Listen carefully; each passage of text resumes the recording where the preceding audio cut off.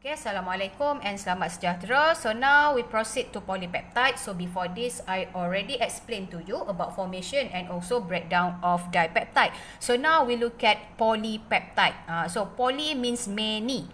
Okay, so what is polypeptide? It is a polymer of many amino acids. So means that to form a polypeptide, it must involve condensation of many amino acid. And then usually it will contain 100 of amino acid linked by peptide bond. So maksudnya kalau kita tengok contoh di sini, bila berlaku condensation of many amino acid, okay, joined by peptide bond, okay, so it will form a structure that we call as polypeptide. Okay, so how to identify the structure of the polypeptide? If you look at here, okay, so this is the amino group, and then at the other end here, so this is carboxyl group.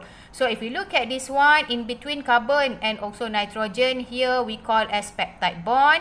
This is also a peptide bond, and then this is the third peptide bond, the fourth peptide bond, and lastly the fifth peptide bond. So the overall structure here we call as polypeptide, and then the red circle here, the R here is represent the R group or side chain.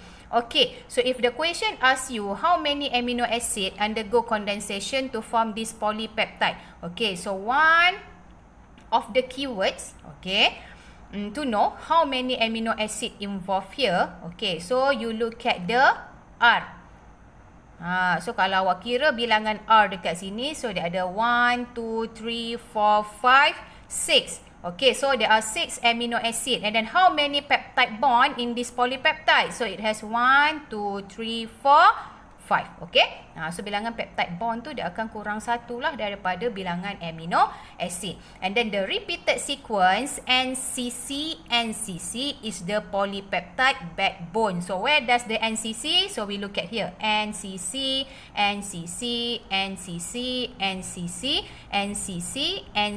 So this is the repeated sequence of NCC.